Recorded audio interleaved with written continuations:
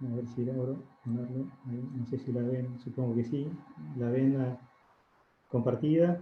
Sí, Acá, Jorge, perfecto. tenemos una Ahí. rutina de funcionamiento que es la siguiente. Cuando vos tirás una pregunta general y Sí, esperás respuestas, la gente te levanta los pulgares. sí, ya vi un pulgar, así que ya me di Per- cuenta. Bien, Liliana. Perfecto, No puedo ver a todos, pero con que vea a Liliana ya me sirve. perfecto. Bueno, entonces, la idea es hablar un poco del comienzo de la vida humana, ¿no? Bien, y entonces, cuando uno habla del comienzo de una vida, hay que tener en cuenta el ciclo de vida, digamos, ¿no? Porque un ser vivo se distingue porque tiene, en algún momento tiene que haber nacido, puede nacer de distintas maneras, de una manera asexual, o sea, por ejemplo, una planta, uno saca un gajo, lo planta y a veces sale un árbol, digamos, ¿no? En el caso del ser humano es reproducción sexual. Entonces siempre en el comienzo de la vida hay dos gametas, una masculina, digamos, y otra femenina, que llevan la mitad de la constitución de los genes del cuerpo, ¿no? De los cromosomas. Entonces cuando se unen las dos, surge una primera célula, que se llama célula huevo o cigoto, que tiene todo lo necesario para ser un ser humano, para desarrollarse como ser humano. Entonces, a partir de ahí empiezan a haber divisiones de las células, hay un momento que se forma como una cavidad, este momento es cuando ya se implanta el embrión en el hombre. En el caso de la rana, que es lo que estamos viendo, es un poco más complejo, ahí pasan por un periodo de larva, etc., ¿no?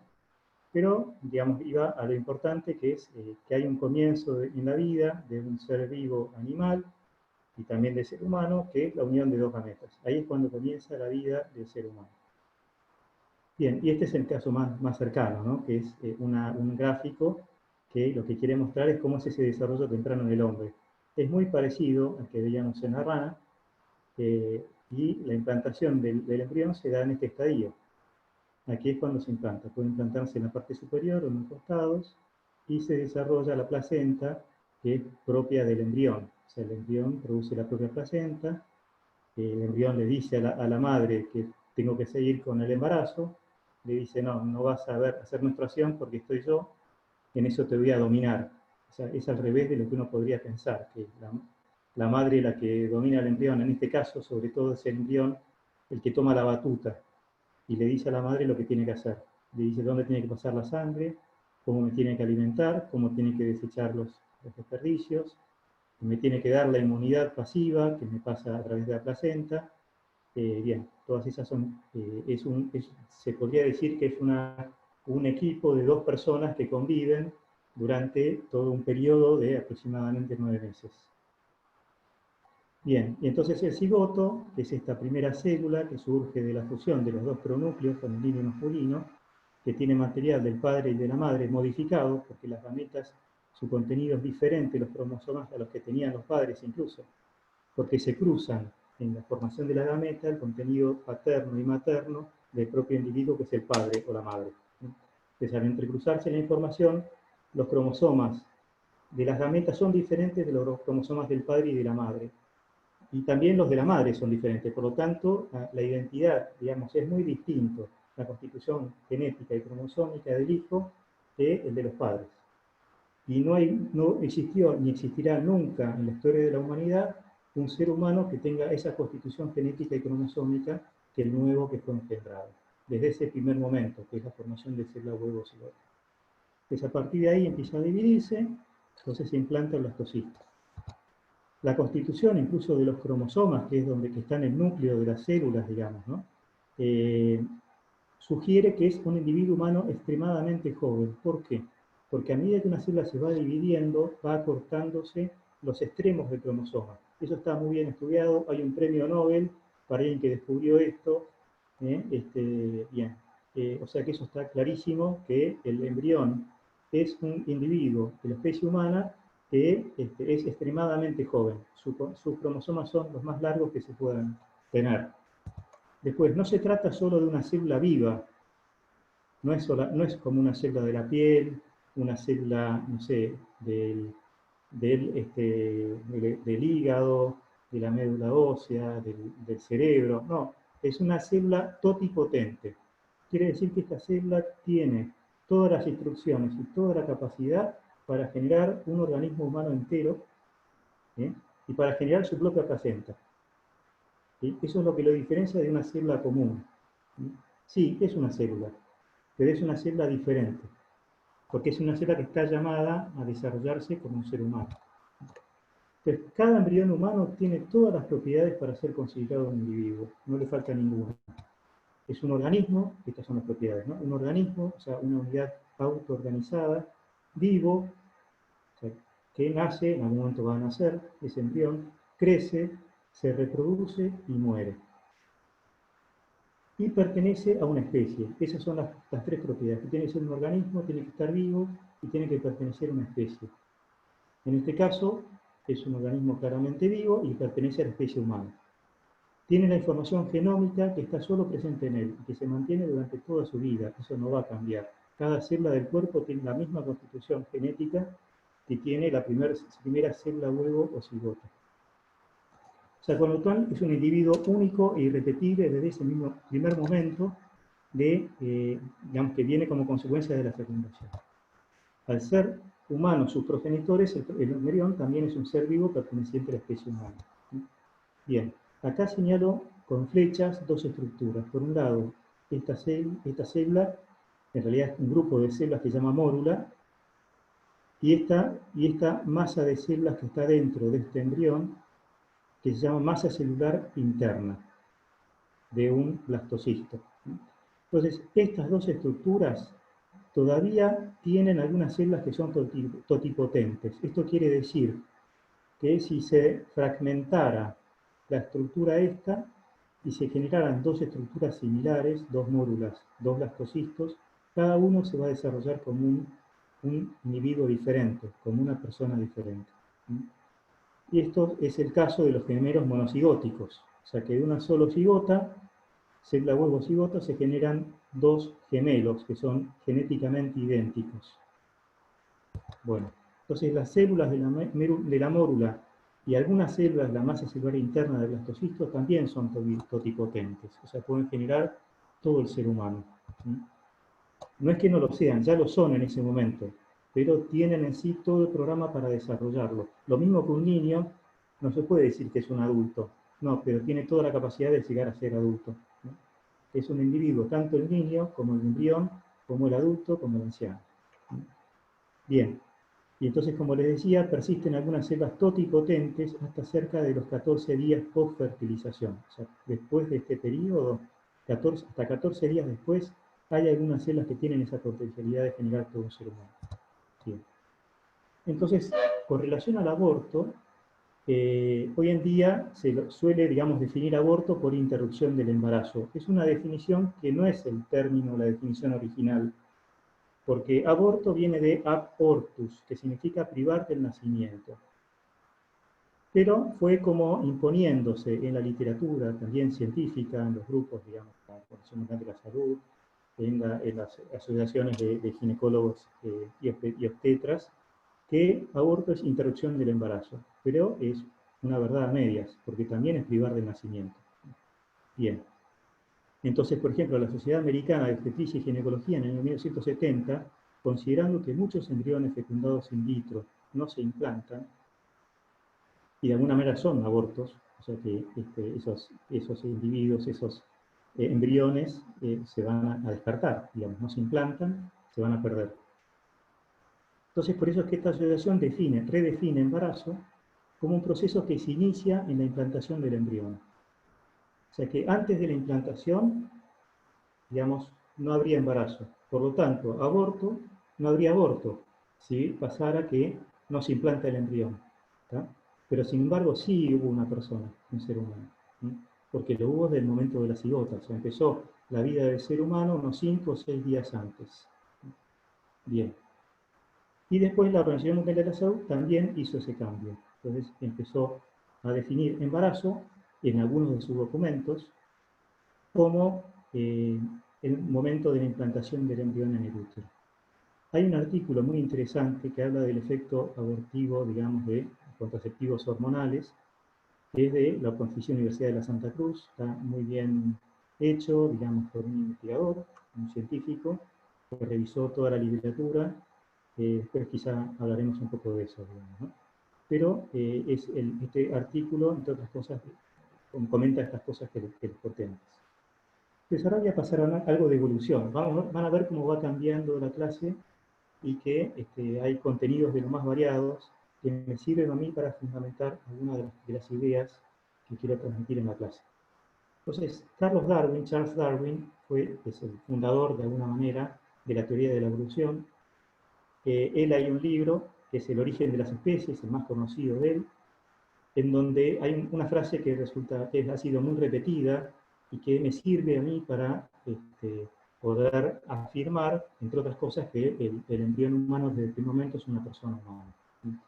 Bien, entonces él decía, de dos o más grupos de animales, aunque difieran mucho entre sí por su conformación y costumbres en estado adulto, si pasan por fases embrionarias muy semejantes, podemos estar seguros de que todos ellos descienden de la misma forma madre y por consiguiente de que tienen estrecho parentesco. O sea, si descienden de la misma forma madre, descienden de un mismo tipo de organismo, digamos, hay un parentesco. Así, aunque sea lejano, digamos, ¿no? Así pues, la comunidad de estructura embrionaria revela la comunidad de origen. Y después de bastante más textos, dice, la embriología aumenta mucho el interés, que es el estudio, digamos, de lo que pasa en el desarrollo embrionario, cuando consideramos al embrión como un retrato, más o menos borroso, del progenitor de todos los miembros de una misma gran clase. O sea, lo que nos está queriendo decir es que como las formas embrionarias de muy distintas formas de animales son muy similares entre sí, el ser humano, la rana, el ave, el reptil, digamos, ¿no? O sea, los vertebrados tienen formas muy parecidas durante el desarrollo embrionario. Lo que nos está diciendo es que la forma madre de la que nos originamos todos, en lo que hace al cuerpo, digamos, también tenía un desarrollo embrionario muy similar, que después fue adquiriendo algunas propiedades, digamos, que quizás son un poco diferentes, pero en general es bastante común. Bueno, y eso ha sido muy aceptado, la verdad que no existe duda hoy en día en la comunidad científica de que hay mucha evidencia de todo esto, ¿no? Entonces esto nos permite concluir que, digamos, para el ser humano, algunas cosas que podemos decir de otras especies. Entonces, por ejemplo, si yo veo un embrión de un ave o de un reptil, vemos que ese embrión crece dentro de un huevo, con lo cual nunca tuvo contacto con la madre durante su desarrollo embrionario, ¿sí? O sea, la madre lo que hace, forma ese huevo es fecundado, se forma la cáscara, hace todo por su propia cuenta. O sea, tiene autonomía total para respirar, para todas las funciones fisiológicas desde el principio de su existencia. Bueno, eso lo que nos dice es que si el ser humano depende de la madre para algunas funciones, eso no significa que no sea autónomo.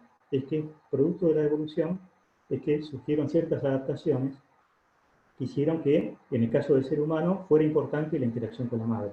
Pero, digamos, no le faltaría autonomía. De hecho, su antecesor la tenía, esa autonomía total. La fue perdiendo con el tiempo, ¿sí? O sea, que son dos individuos conviviendo durante un periodo de tiempo de aproximadamente 9 meses. Hay otra especie distinta, otras especies que son otro tipo de mamíferos, como el ser humano, pero en este caso es otro tipo de mamíferos que son los no placentarios, ¿no? Entonces, en este caso, es el caso, por ejemplo, de los canguros o de la comadreja en Argentina, que este tipo de animales, lo que hacen en estos animales, la cría nace cuando está en un estadio fetal temprano. Entonces, nace y migra, tiene un sentido del olfato muy bien desarrollado, migra por la pared del cuerpo de la madre hasta ponerse en la bolsa o marsupio, porque se llaman marsupiales este tipo de animales. Y en el marsupio, ahí toma, digamos, la leche, ¿no? Y se sigue desarrollando. Ya en este momento respira el animal, tiene capacidad para respirar, porque respira por la piel, todavía los pulmones no los tiene tan bien desarrollados. O sea, tiene ciertas autonomías, fruto de su adaptación a las circunstancias, al ambiente, ¿tá? A la necesidad de comer. Entonces, bien. Entonces, tiene autonomía para respirar y para otras funciones fisiológicas, al menos desde un estadio fetal temprano. Bueno, entonces, la conclusión es que los embriones de los vertebrados son individuos diferentes de sus progenitores y no son parte de su cuerpo. Por más que estén dentro de su cuerpo, no son parte de su cuerpo. Bien, me fui un poquito. Más aún, Se sabe que en la evolución hay restos, digamos, y estudios de comparación anatómica que permiten concluir que los primeros organismos crecían dentro de un huevo los embriones. Y que después, con el tiempo, fueron diversificándose. Aparecieron los marsupiales, apareció la placenta, ¿sí? Entonces, por lo tanto, digamos, si decimos que todos estos que derivaron, entre ellos del ser humano, la placenta es una adaptación que permite, sí, mucho gasto energético del embrión, con la protección de la madre, porque la madre tiene esos instintos de protección que incluso el mismo embrión genera en la madre, porque es al revés, como decía, de lo que uno pensaba. Es el embrión el que tiene la manija. No es la madre el que tiene la manija. El embrión, de alguna manera, prepara todo como para crecer bien. Incluso le da señales a la madre que le ayudan a desarrollar el instinto de maternidad. Por eso es que una madre que aborta, por ejemplo, es una madre que sufre en general, ¿no? ¿Por qué sufre? Porque biológicamente también tiene esas señales y tiene la sensación de haber perdido a su hijo, por más que lo haya hecho voluntariamente, ¿no? Tiene que hacer una autonegación psicológica para poder sobrellevar esa dificultad. Algunos tienen el mecanismo ya totalmente establecido y lo sufren menos después de varios abortos, ¿no? Pero es algo que de alguna manera es una adaptación a una realidad, ¿no? Bien, que es algo que también el hombre puede hacer. El hombre puede adaptarse a un montón de circunstancias distintas, con su libertad, bueno, es capaz de hacer incluso barbaridades, ¿no? De matar a otros seres humanos, y se puede adaptar y decir, bueno, me da lo mismo y me da placer matar a un ser humano. Bueno, porque el hombre es libre, también puede llegar a eso, ¿no? Entonces, bien, lo que quería decir con esto es que en realidad al principio era autónomo y después fue perdiendo autonomía por una cuestión evolutiva porque necesitaba concentrar su esfuerzo en desarrollar, digamos, otras cosas, ¿no? En crecer, mejor poner más énfasis en formar mejor el cerebro, partes del cerebro que le iban a ayudar el día de mañana para tener esa vida social, para poder educarse, etc., ¿no? Y de hecho cuando nace es de lo más inerme que hay, o sea, prácticamente no hay especie tan inerme como la del ser humano, que necesita de todo de los padres para educarse, para todo, ¿no? Es parte de lo mismo, ¿no? Entonces, la siguiente pregunta es individuo el embrión? Bueno, se sabe que hasta los 14 días puede llegar a fragmentarse y se pueden originar varios individuos, dependiendo de los monocigóticos. Pero hay otros mamíferos que tienen la misma capacidad. Por ejemplo, está demostrado para los chimpancés y para los bovinos, para las vacas.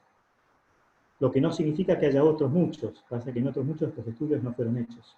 No hubo interés en hacerlos. Bien, no es que esté descartado que los puedan tener. Con lo cual, uno podría llegar a decir, bueno, si individuo es una sustancia, se podría decir, digamos, es algo que no se puede dividir, entonces en el ser humano esto pasa hasta los 14 días. ¿Eso quiere decir que no es un individuo porque se puede dividir?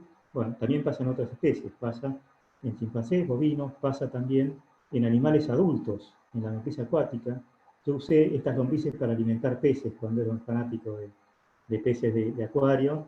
Entonces estos se compran en los acuarios, o se consiguen ahí en el riachuelo, pues donde crecen en lugares así con anoxia, digamos, con un poco de contaminación. Entonces los limpian y después te los venden, ¿no? Que los animales les encanta, ¿no? Bueno, estos si se cortan por la mitad, se regeneran totalmente y generan dos animales distintos, digamos, ¿no? La planaria es lo mismo, es un invertebrado primitivo, ¿no? Pueden fragmentarse y originar varios individuos. Bien, pero si dijéramos que la calidad de individuo no podría aplicarse a un embrión humano, deberíamos negar la calidad de persona, individuo de la especie humana, a todo ser humano. ¿Por qué? Porque es una especie capaz de fragmentarse en algún momento de su desarrollo y originar dos o más individuos. Si negamos que todo individuo de la especie humana sea una persona, sea un individuo, estaríamos negando que el ser humano puede ser una persona. ¿Sí? ¿Se entiende? Porque en la definición de persona, lo vamos a ver después, es un individuo de la especie humana, ¿sí? Si negamos que pueda ser un individuo, estamos negando que pueda ser una persona. Bien, la conclusión es que la capacidad de gemelarizar, formar gemelos monocigóticos, es una excepción a una de las acepciones del concepto de individuo. porque está claro que lo que surge de la fragmentación son dos individuos y van a seguir siendo individuos desde los 14 días de ahí en adelante. Bien. Entonces, cada individuo, por otro lado, es diferente a los demás, incluso aunque sean gemelos monocigóticos, y se van a afectar por el ambiente de modo distinto, de modo tal que con el tiempo se empiezan a distinguir. Y uno puede decir, bueno, son muy distintos estos gemelos, sobre todo cuando son en la tercera edad, es muy fácil distinguirlos, porque sufren distintas enfermedades, porque el ambiente los afectó de una manera diferente. Bien, uno puede preguntar si tiene alguna característica que lo haga diferente de su madre. Sí, vimos que la información del ADN es diferente y es mucho más joven, que a partir de la tercera semana de gestación del embrión produce su propia sangre, y ya podemos identificar los precursores de las células cardíacas. También produce las células del propio sistema inmunológico a partir de la tercera semana. A los 22 o 23 días el corazón empieza a latir, entonces no hay dos corazones que latan en una sola persona, digamos. O sea, tiene que haber dos personas distintas. Bien. Por otro lado, ¿en qué se diferencia el embrión de un conjunto o cultivo de células? O sea, ¿es lo mismo el embrión que un conjunto o un cultivo de células? Bueno, un conjunto de células vivas no constituye un individuo, salvo que se comporten como una unidad autoorganizada y tengan la capacidad totipotencial de desarrollarse como embrión completo. Es el único caso en que podemos decir que es un individuo. Bien, la conclusión entonces de lo que vimos hasta ahora es que un ser humano en etapa embrionaria es un ser vivo de la especie humana que es distinto de sus progenitores, que está creciendo, que podrá desarrollarse hasta alcanzar las características de un adulto y reproducirse, y cuya vida finalizará en algún momento con su muerte. Todas características de lo que es un ser vivo. Bien, la siguiente pregunta ¿es persona el embrión? ¿Cómo se define persona? Hay dos definiciones más extendidas y aceptadas. Una es la de Boecio, que es un filósofo de la Edad Media, que decía que es un sujeto, o sea, un individuo con naturaleza racional. Por lo cual, como tiene naturaleza racional, puede pensar, tiene autoconciencia y tiene libertad. Otra definición es la del diccionario de la Real Academia Española, con sus variantes en los distintos idiomas, que es individuo de la especie humana. Entonces hay que ver la definición de persona en el contexto de las dos definiciones juntas. Bien, entonces, por pertenecer a la especie humana, a ese individuo le corresponde desde el primer momento de su existencia su consideración como persona. No es un ser humano o una persona en potencia. Solo está en potencia de llegar a ser neonato, lactante, niño, adolescente, adulto y anciano. ¿Por qué? Porque lo realmente importante para definir lo que es una persona es esto, es el que sea un individuo. ¿Y a qué especie pertenece? ¿Es un individuo? Sí, desde el primer momento. Entonces está claro que es una persona. O sea, no hay duda de que es una persona. Bien. En distintas etapas de su desarrollo, aparte de esas características de la persona, que son la de naturaleza racional, que pueda pensar, autoconciencia y libertad, se podrán o no expresar, porque hay seres humanos en que nunca existe una autoconciencia, que nunca existe una capacidad de pensar, que nunca son libres, serán libres. Y, por ejemplo, hay matrimonios que son declarados nulos porque una persona es incapaz de elegir libremente. ¿Sí? Entonces, ¿eso no es una persona? Sí, es una persona. ¿No? Pero tiene una limitación psicológica que le impide, por ejemplo, elegir con libertad. Bien. Y esa expresión de las características de una persona podrá ser gradual también, ir adquiriéndose gradualmente, y eso es lo que sucede, y puede adquirirse con mayor o menor plenitud.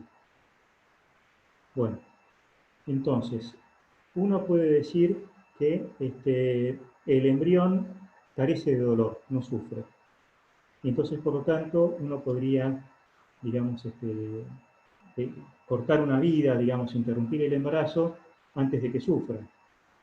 Bueno, y varios postulan como fecha, momento del comienzo del sufrimiento fetal, las 20 semanas de edad fetal.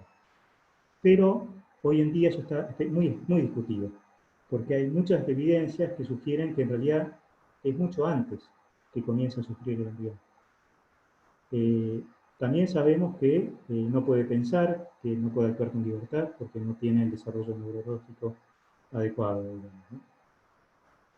El ser humano, de hecho, adquiere uso de razón hacia los 4 o 6 años de edad, y a veces nunca, porque hay individuos que nunca adquieren uso de razón.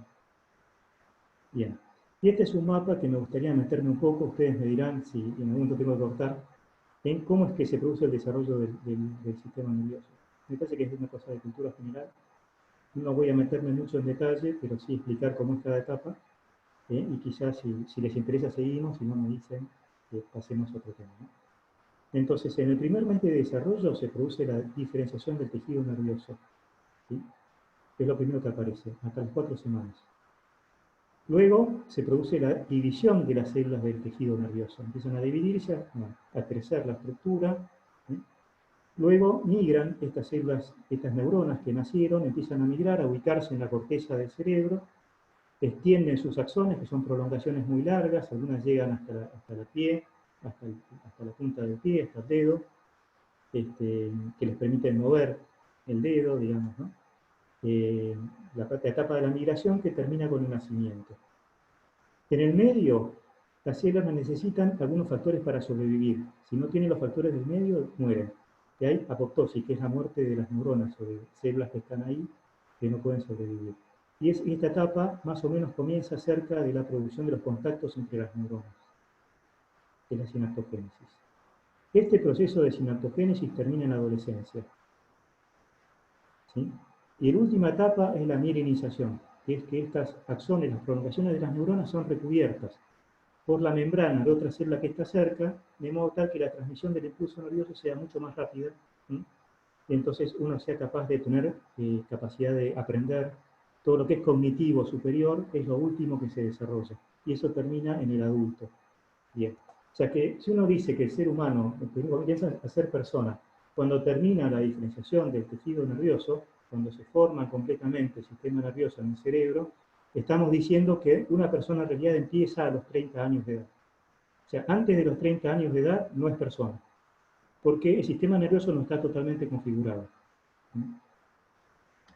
Y después tiene las distintas, digamos, necesidades de etapas que son previas, que tampoco se cumplen, porque la conectividad con la corteza prefrontal es la parte propiamente humana más desarrollada, que permite tener actos de inhibición, vivir en sociedad, saber aprender, digamos, ¿no? Pensar.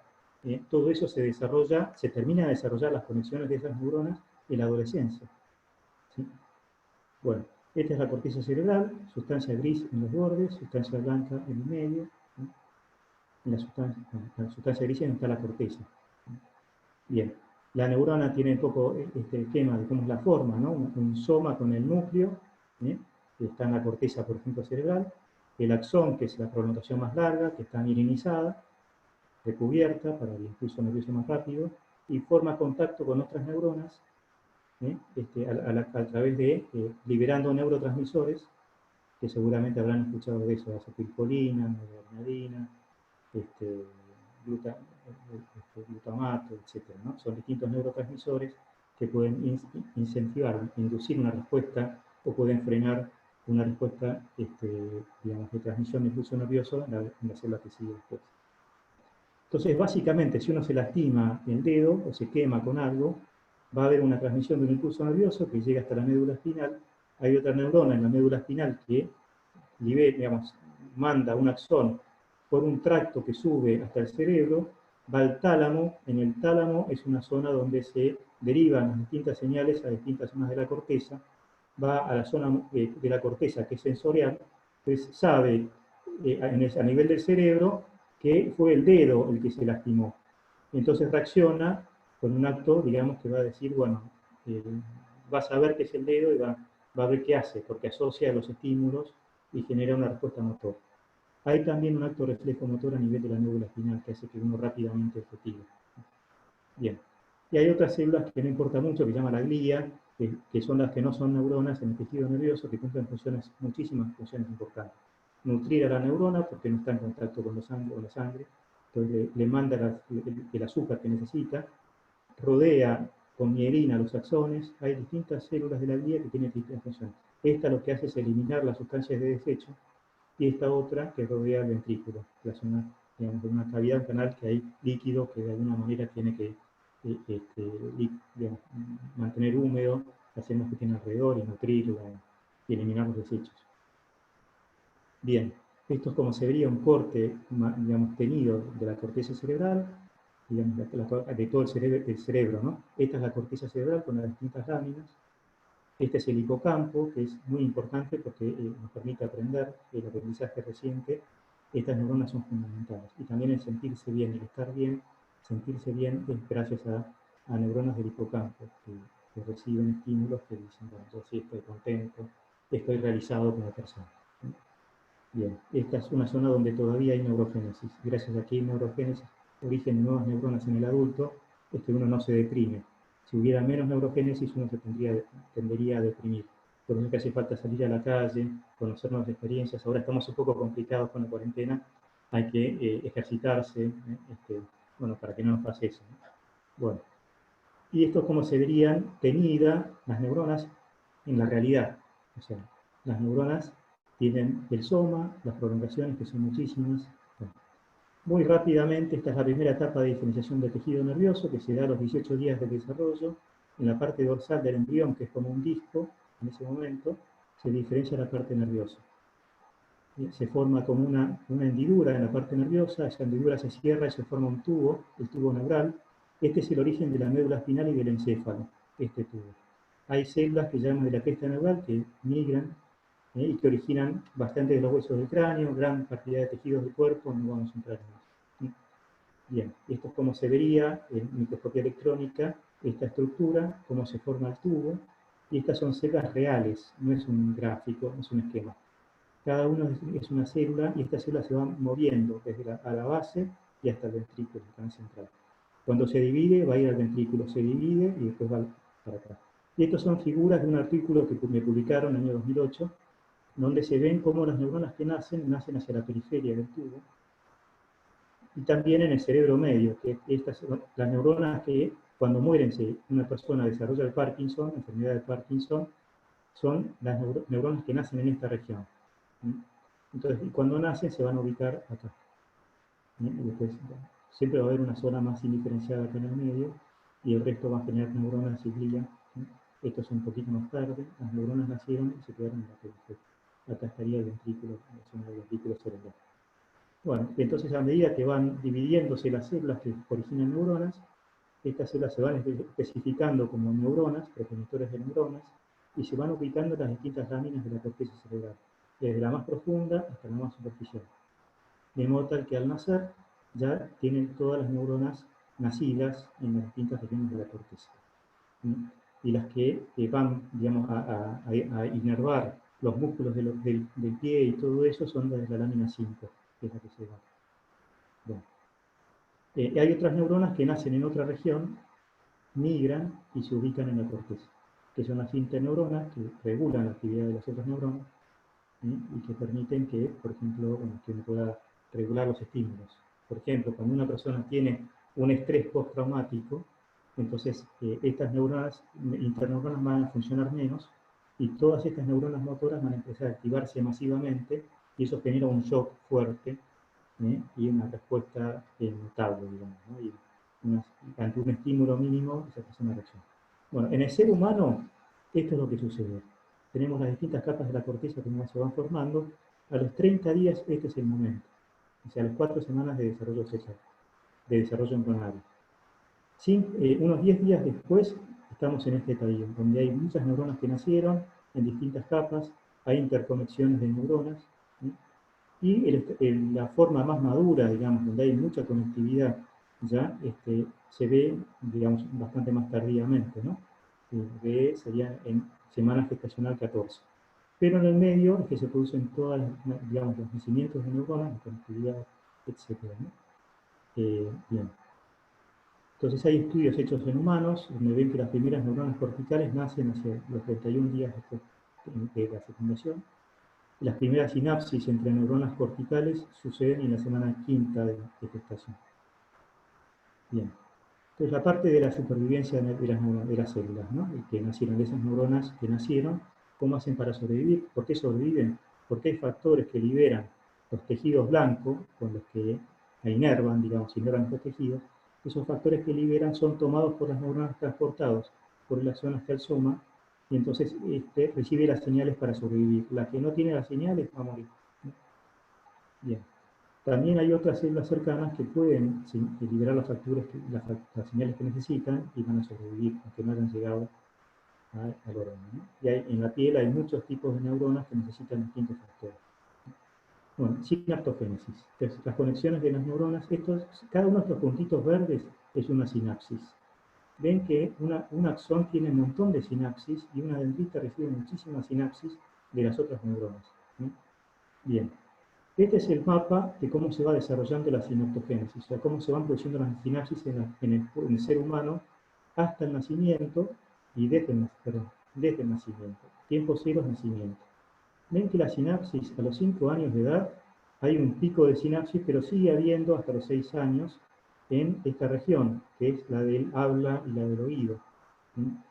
Y las regiones de alta cognitivas, digamos, más desarrolladas en el hombre, la sinaptogénesis termina más o menos hacia los 14, 15, 16 años de edad. Bueno, esta es una imagen de cómo es la sinapsis. La neurona que tiene estas vesículas, tiene neurotransmisores, es la presináptica, y esta es la que recibe las señales de las vesículas, que están dentro de las vesículas cuando las liberan a este medio. Bien. Entonces, al nacimiento, este es el mapa que tendríamos con las neuronas. A los 6 años de edad vemos que la ramificación es enorme y se poda esas ramificaciones por las uniones activas a los 14 años. Esta poda es fundamental para hablar de especificidad y buena función cognitiva. Bien, y la mielinización es la última etapa, y acá termino, digamos, todo el curso biológico, que es el recubrimiento del axón con capas de la membrana de esta otra célula que se llama glía, entonces que tiene las proteínas de la membrana, los lípidos de la membrana, etc. Entonces, ahora volvemos al hilo principal. ¿Es gradual la adquisición de la calidad de persona? Bien, la calidad de individuo no admite grados, o sea, siempre es el mismo individuo. Desde que se forma el embrión, es un mismo individuo que va a seguir el mismo individuo durante todo su desarrollo. Por lo tanto, es la misma persona. Es ya una persona desde el comienzo. Entonces no admite grado, no es un calificativo, digamos, que admita grados. Uno no puede ser más elefante que otro, no puede ser más ser humano que otro. No. La calidad del individuo es la misma. Bien. No se puede ser más individuo con el tiempo, es imposible. ¿No? Yo soy menos individuo con el tiempo. No. O se es individuo desde el primer momento de la existencia o no se es individuo nunca. No hay cambio de especie durante el desarrollo embrionario, es la misma especie. Bueno, si no, un niño de 5 años debería ser considerado más persona que otro de 2 meses de edad, ya que tiene uso de razón, su conectividad de diversas áreas del cerebro con la corteza prefrontal está mejor integrada, pues tiene mayor capacidad cognitiva que uno de 2 meses. Y no por eso es menos persona. Bueno. Otro pregunta si es persona por tener actividad cerebral. No, no es persona porque no tiene actividad cerebral. Bueno, pero es posible medir electroencefalogramas en cerebros de fetos de distintas especies. Pues no cambia nada el hecho de tener ondas cerebrales o no. Bueno, en el ser humano sabemos que empieza a haber, podría llegar a registrarse, si uno tuviera los elementos para hacerlo, una onda a los 5 semanas de edad del embrión. O sea, antes de que uno pueda decir estoy embarazada. Pues ya tiene esa capacidad de tener actividad cerebral. Bien, por otro lado, uno puede decir, bueno, ya vimos, ¿no? La configuración completa y eficiente de los circuitos neuronales cerebrales culmina hacia la tercera década de edad. ¿No? Pues recién en la tercera década, las áreas de asociación, que son las más avanzadas en el ser humano, las que lo hacen a uno ser propiamente ser humano, ahí recién termina su desarrollo. O sea que varios de ustedes probablemente puedan seguir creciendo en su capacidad cognitiva, ¿sí? Porque todavía su cerebro se está mielinizando. Especialmente la mielinización va de lo más posterior a lo más anterior, con lo cual la parte más cognitiva superior es la más anterior. ¿Sí? Ustedes tienen mielinización ahí, pero van a tener más, o sea, van a ser capaces de más, ¿sí? en unos años. ¿Sí? Y después uno empieza a decrecer.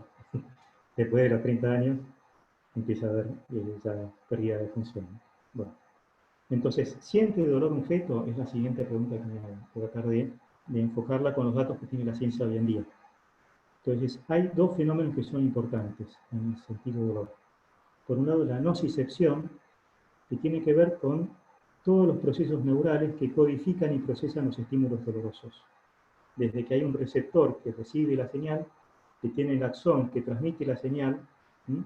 Y que tiene otras neuronas en el circuito que llevan la señal hasta la corteza. Entonces, sabemos que están presentes los receptores y las prolongaciones neuronales, por ejemplo, en la 6ª semana de gestación, que alrededor de la boca se forman a la 7ª semana, que en las palmas de los manos y de los pies, que son de las últimas que se forman, a la 11ª semana. Bueno, en este estudio, que es un estudio de revisión, publicación, el autor lo que dice es que la nocicepción o el dolor, digamos, son cuestiones relevantes en el cuerpo hacia la 8ª semana de gestación. O sea, ya en la 8ª semana de gestación es probable que haya ciertos mecanismos de dolor que puedan ser sentidos de alguna manera o percibidos por el cuerpo del embrión, del feto, del embrión en este caso. Bien.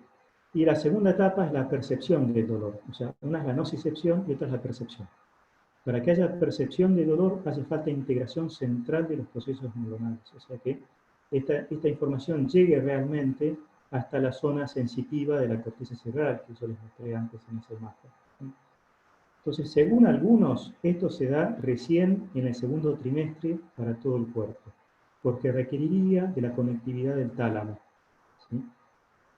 Pero ya a las 12 semanas de desarrollo, llegan proyecciones del tálamo a las zonas de la corteza, algunas zonas de la corteza, por ejemplo la subclata, con lo cual es la parte más profunda de la corteza cerebral, la primera que nace. Entonces, con lo cual ya podría haber, digamos, percepción de dolor a las 12 semanas de desarrollo del embrión. Ya es feto en ese momento, a las 12 semanas. Bien. Por otro lado, las prolongaciones de neuronas que transmiten sensibilidad desde la cara se conectan con las neuronas del tallo cerebral hacia los 40 días post fertilización, o sea, bastante temprano. Desde entonces, en algún momento, el embrión podría percibir dolor difuso, al menos a partir de estímulos originados en el rostro. Y una tensión, una presión, digamos, ¿no? Por las, digamos, un efecto de displacement, digamos, estar, digamos, del organismo reaccionar ante una sustancia, ante la pérdida de nutrientes, etc. O el efecto, digamos, que podría tener una pastilla, digamos, ¿no? que genere el alumbramiento, digamos, como la prostaglandina, como es la droga que se usa para el aborto médico, ¿no? Entonces, eso genera seguramente algún efecto sobre, digamos, sobre el rostro, ¿no? Porque ahí, digamos, todo está como comunicado, ¿no? Por lo menos por la piel, a través de algunos de los, digamos, de las prolongaciones de las neuronas que tienen. Entonces, otros autores sugieren que el dolor fetal estaría relacionado con la modulación de estructuras mesoencefálicas y encefálicas. Este es el cerebro anterior, pero no el más anterior, no el que forma la corteza cerebral, sino uno que está un poquito atrás. Entonces, a partir de la semana 15 de gestación, ya hay autores que dicen que serían extremadamente sensibles a estímulos dolorosos rudimentarios, porque no tienen la capacidad de regular el dolor. Nosotros sí la tenemos. Nos faltan 10 minutos. Entonces, esto me pareció interesante por ahí para que lo conozcan, es que hay una comunicación entre el feto y la madre. Esto es parte, digamos, del síndrome posaborto, digamos, ¿no? Que es normal que suceda, es algo natural que suceda, porque es parte de esa comunicación, ¿no? Que sabemos que hay células de la placenta o del feto, de la placenta formada por el embrión, que se desprenden, que van por la sangre materna, y esas células se fusionan con otras células que están en el cuerpo de la madre. Entonces pueden fusionarse con neuronas, pueden fusionarse con otros tejidos, con el hígado, con otros tejidos. Bueno. Y entonces, lo mismo pasa al revés. Hay células de la madre que pueden fusionarse con células del feto. Este trabajo es interesante. Es un estudio bastante reciente, donde muestra que este microquimerismo fetal materno es más frecuente de lo que se pensaba. Y acá lo que dice es que las madres que tuvieron Alzheimer's, enfermedad de Alzheimer's, tenían menos cantidad de microquimerismo. Esto lo que sugiere es que el hecho de que haya células del feto que se incorporen en el cuerpo de la madre protege a la madre de desarrollar Alzheimer, o sea, una enfermedad neurodegenerativa. Bueno, cosa que tiene sentido, porque es una célula más joven que lo que hace es, digamos, se fusiona con una célula que tiene alguna disfunción, ¿sí? Eso suele ser el caso, ¿sí? Entonces, cuando se fusiona, aporta nutrientes, aporta un núcleo nuevo, ¿sí? Y hace que esa célula pueda, digamos, revertir esa situación de estrés o de dificultad. Las conclusiones de esta parte, digamos, de la presentación, y después si quieren hacer preguntas las hacen, y si no, seguimos con lo que viene, en estos pocos minutos que quedan. Las conclusiones son que un embrión es un individuo de la especie humana y por tanto una persona. Esto es así desde el momento de la fertilización, de la penetración del óvulo por un espermatozoide. No existen razones basadas en conocimientos biológicos que permitan negar la personalidad al embrión humano desde ese primer momento. Y no es algo arbitrario, no es algo que el hombre pueda determinar cuándo es persona. O que la ley, digamos, la ley puede decir, persona es cuando nace, podría llegar a decirlo, pero eso es ir contra la realidad, contra lo real, digamos, ¿no? Es fijar una cota, un momento, de una manera arbitraria que no se condice con lo que sucede realmente. Y es una arbitrariedad que le puede costar la vida a muchos seres humanos. Bien, entonces, como sociedad, la conclusión es esa, ¿no? Tenemos el deber de evitar que se termine con vidas humanas, ¿sí? No existe el derecho de terminar con una vida humana, ¿sí? Entonces, lo que sí la sociedad debe hacer es tratar de ayudar para resolver los casos, ¿sí? En que eso podría ser un inconveniente fuerte para una mujer, ¿sí? Eso sí que es un deber de humanidad, ¿sí? Pero, digamos, la cultura, lo que se debería dar prioridad es a eso, ¿no? Es a cuidar al ser humano, a no dejar que se termine la vida de ningún ser humano de una manera arbitraria. Bueno, no sé si tienen preguntas para hacer. Hacemos una pausa acá. Yo quiero hacer una pregunta. Dale. Si querés, puedes dejar de compartir con la presentación para que nos veamos todos. Yo quiero hacer una pregunta. ¿Dos gemelos tienen el mismo ADN? Tienen la misma información genética. El ADN es distinto, por supuesto, pero tienen exactamente la misma información genética. ¿Y el ADN qué es entonces? El ADN es un tipo de molécula que, así como las proteínas, los azúcares, el hidrato de carbono, las vitaminas, los lípidos, son distintos tipos de moléculas. El ADN es una molécula que se encuentra siempre en el núcleo, que contiene el material hereditario, ya que todas las proteínas del cuerpo se producen a partir de genes, y los genes son fragmentos del ADN. Ahora, lo interesante es que el ADN no solamente son genes, sino que hay mucho más información que no son genes, que forman parte del ADN. Y eso es lo que nos hace diferentes a los hombres, de los simios y otro tipo de organismos. La información, digamos, que regula la actividad de los genes, eso es lo que nos diferencia.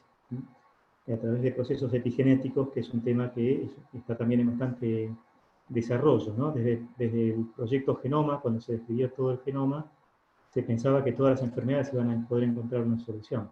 Bueno, hoy se sabe que no es así, porque el ambiente influye mucho sobre los genes. Entonces, eso hace que dos gemelos no sean idénticos. Si fueran solo los genéticos, lo hereditario, lo importante, deberían ser siempre idénticos, pero no. Porque es justamente el ambiente, los remedios que uno toma, cómo come, la alimentación, no sé, el tipo de vida saludable o no que uno lleve, eso te afecta a los genes. Y hace que, bueno, que cambie. Y no solamente te afecta a vos, sino que va a afectar a tus hijos y a los hijos de tus hijos.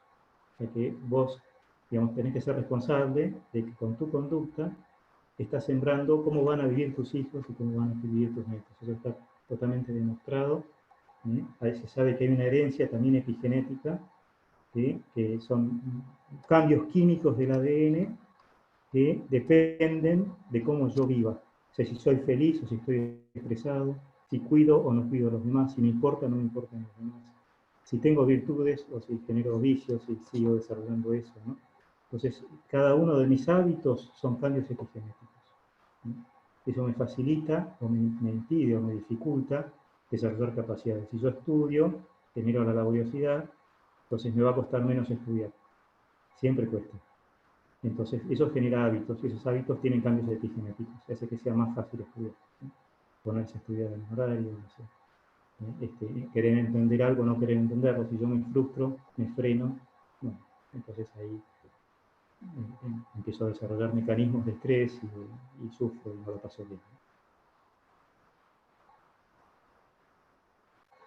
¿Alguna otra pregunta?